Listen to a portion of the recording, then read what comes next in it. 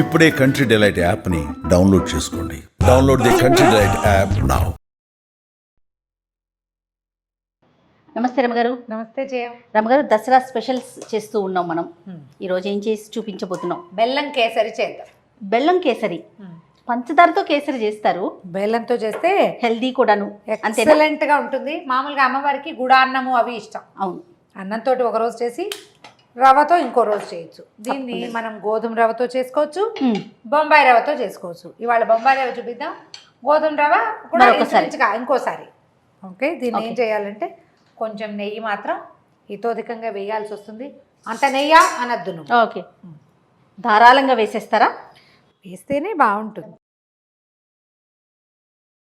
ఇదేంటంటే కొలత, దీని లెక్క 1 కప్పు రవ్వకి కప్పున్నర బెల్లం, 4.5 కప్పులు, కనీసం 4 కప్పులు నీళ్లు, 4 కప్స్ పోసుకుందాం. ఓకే, 4 కప్పులు పోదాం. మనం దీంట్లో ఒక చిన్న తేడా ఉందండి. మనం ఇప్పటికిప్పుడు చేసేసి వడ్డించేస్తాం అనుకోండి, ఒక గంట అరగంట గ్యాప్ ఉంటే 4 కప్స్, ఒకవేళ ఒక 3-4 అవర్స్ గ్యాప్ ఉంటే 5 కప్స్ కూడా పోసుకోవచ్చు. అప్పుడు ఇంకా ఈవినింగ్కి పొద్దున్న చేసి సాయంత్రం సర్వింగ్ కూడా, లేదా సాయంకాలం చేసి రాత్రికి సర్వింగ్ డిన్నర్కి, అప్పుడు కొంచెం ఇంకొక గ్లాస్ అదనంగా పోసుకున్నా కూడా బాగుంటుంది. ఓకే, మనం ఏం చేయాలంటే ఈ రవ్వ వేయించేటప్పుడే కాస్త నీళ్లు పెట్టుకుని పక్కన మరక చేసుకోవాలి. కాచి పెట్టుకున్న నీళ్ళు పోసుకుంటే స్పీడ్గా అవుతుంది, రవ్వ చాలా మృదువుగా అవుతుంది. చన్నీళ్ళు ఎప్పుడు రవ్వలో పోయకూడదు. ఉప్మాలో కూడా అంతే. అవును, సిమ్లో పెట్టు.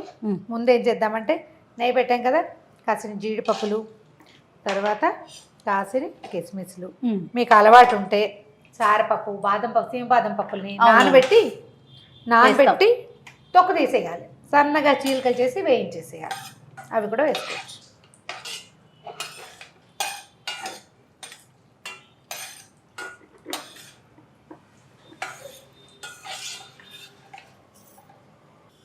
వేయించేసాం, తీసేద్దాం పప్పులు.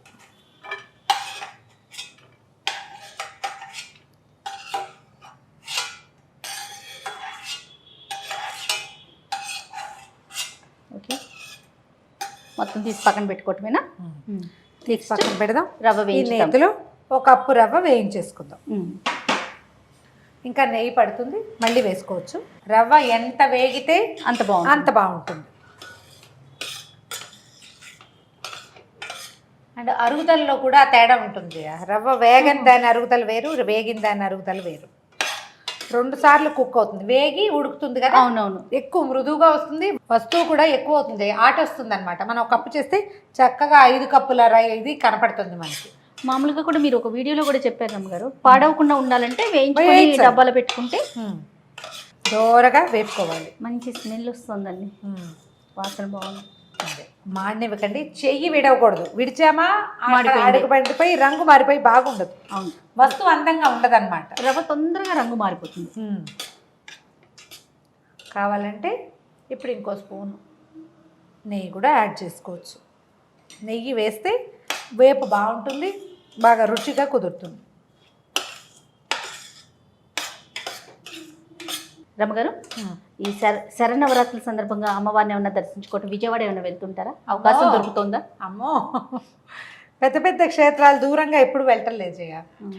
మనకి హైదరాబాద్ పెద్దమ్మ గుడి ఉంది, జూబ్లీ హిల్స్ పెద్దమ్మ గుడి. రాత్రిపూట వెళ్తారా? రాత్రి అర్చన అయిపోయిన తర్వాత 7:30, 7:30కి అర్చన అయిపోవటం, వారు ఖాళీగా ఉంటే వెళ్ళిపోతాం.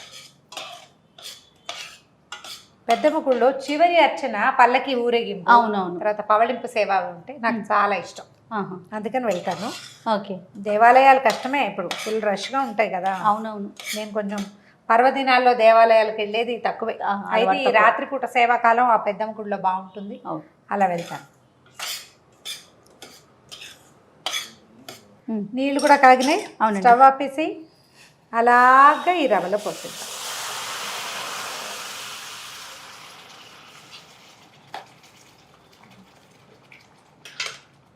ఒకవేళ ఈ 2 పాత్రలు పెట్టద్దు అలా అనిపిస్తే మీరు ఏం చేయొచ్చు, రవ్వ వేయించి పక్కన పెట్టుకుని, రవ్వ అందులో వేయించి పక్కన పెట్టుకుని, అది చల్లారాక అప్పుడు ఈ నీళ్ళలో, అంటే గిన్నెని మార్చదలుచుకుంటే నీళ్ళ గిన్నెలో వేసుకోవచ్చు, మీ ఓపిక. మనం ఇలా చేస్తున్నాం కాబట్టి ఇది పద్ధతి. వేడి నీళ్ళు పోస్తే రవ్వకి ఉండలు గచ్చకాయలు అవ్వదు, ఇది చక్కగా వస్తుందన్నమాట. ఏ అనుమానము లేదు, దీన్ని సవరించాల్సిన పని లేదు. తాపీగా ఉడకనిద్దాం దీన్ని. ఉమ్. ఇది రవ్వ నీరంతా పీల్చాకే మనం బెల్లం కానీ పంచదార కానీ వేసుకోవాలి. చిందులు వచ్చి మీద పడతాయి అనిపిస్తే చక్కగా పర్ఫెక్ట్గా సరిపోయే మూత మూత పెట్టుకుంటే? పెట్టండి. ఒక 5 నుంచి 8 నిమిషాల పాటు ఉడకనిస్తే చాలు, అంతకంటే సమయం పట్టదు. అలాగేనండి. మొత్తం తడి పీల్చేసింది చూడు. అవునండి. ఇప్పుడు ఒక స్పూను నెయ్యి వేద్దాము. ఇప్పుడు 1కి 1.5 బెల్లం, కప్పు రవ్వ కదా, అవును. కప్పున్నర బెల్లం వేద్దాం. ఒకవేళ మీరు ఇంత తీపి తినమంటే కప్పు పాతిక వేసుకోవచ్చు.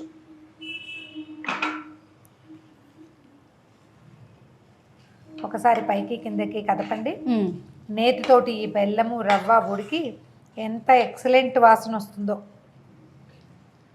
నేనేం చేస్తున్నానంటే బెల్లం పొడి ఉంటుంది జయ నా దగ్గర, అవునవును. ఎక్కువగా పొడితో చేసేస్తున్నా. అవును, బాగా దొరుకుతుందండి బెల్లం పొడి ఇంకొంచెం చక్కగా. స్పీడ్గా కూడా అవుతుంది.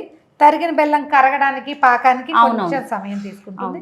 ఒకవేళ ఆ బెల్లం ఉంటే కనుక చక్కగా వేసుకోండి. ఖర్జూరపు బెల్లం ఉన్నా కూడా బాగుంటుంది. రంగు చూడు ఎంత బంగారం రంగు వస్తుంది. ఈ బెల్లం మొత్తం కరిగిపోవాలండి. బెల్లం కరగాలి, ఇది ఇట్లా అంటుకోకుండా రావాలి.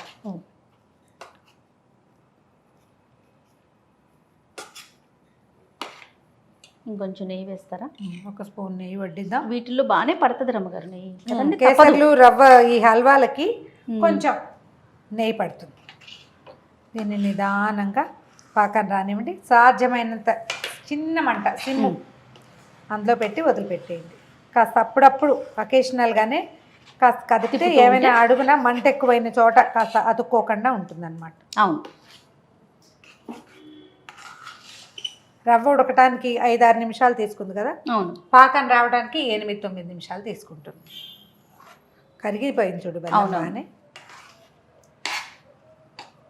కరిగిపోయింది రమ్మగారు మొత్తం, దాదాపుగా కరిగిపోయింది. జయ చూడు వచ్చేసింది. ఇది ఇట్లా పాత్రకు అంటుకోకుండా చూడు. అవునండి, వచ్చేయాలి. కొంచెం త్వరగా కూడా అయిపోయింది రమ్మగారు.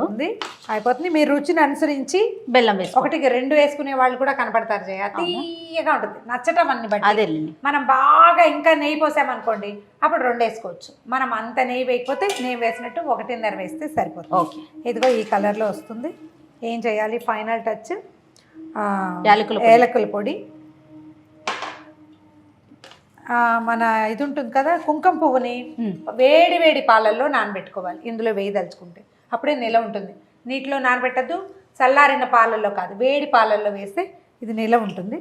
మనం ఇప్పుడు కుంకుమ పువ్వు వేయటలేదు ఇందులో. చూడు ఇందాకటి కంటే పాడంగా వచ్చింది కదా. జీడిపప్పు కిస్మిస్ వేసేద్దాం. ఓకే, అంతే. స్టవ్ ఆపేద్దాము. మనం ఇలా తీసాం కదా, అవునండి. ఇది చల్లారాక కూడా ఇలాగే చక్కగా స్పూన్తో తీసుకునేలాగా ఉంటుంది. ఒకవేళ మీకు 1 గంట 2-3 గంటలు సమయం అమ్మవారి దగ్గర పెట్టడానికి కానీ ప్రసాద వినిమయం కానీ ఉంటే 5 పోసేయండి నీళ్ళు. 1కి 5, మనం 4 పోసాం. ఓకే అండి. ఓకే, ఆపేస్తున్నాను. మన అమ్మవారికి వడ్డించేటప్పుడు మరి కాస్త నెయ్యి వేసి అమ్మవారికి నివేదన చేసేటప్పుడు పైన కొంచెం నెయ్యి వేసి నివేదన చేసుకోవాలి. అలాగే. ఒక అరటిపండును కూడా చక్కగా దీంతో పాటు పైన పెడితే చూడడానికి చాలా బాగుంటుంది. అరిటాకు చూస్తేనే ఒక మంచి భావన కలుగుతుందండి, నైవేద్యపు భావన వస్తుంది కదా. అవునవును. ఫ్రెష్ అరిటాకు ఉంటే చక్కగా అమ్మవారికి అందులో నివేదన చేయండి. అప్పుడు ఏ పాత్రలో పెట్టాలి అలాంటి అనుమానాలు కూడా ఉండవు. అవును. ఇదిగో వేడి వేడి బెల్లం కేసరి తయారుగా ఉంది. 1 కప్పు చేస్తే ఇంత అవుతుంది. చక్కగా 1 కప్పు చేసుకుంటే సరిపోతుంది కదా రమ్మగారు. సరిపోతుంది. ఒక 4 ఉన్న ఫ్యామిలీకి ప్రసాదం చక్కగా సరిపోతుంది. రైట్ అమ్మగారు. థ్యాంక్ యూ సో మచ్ రమ్మగారు. Thank you Jaya.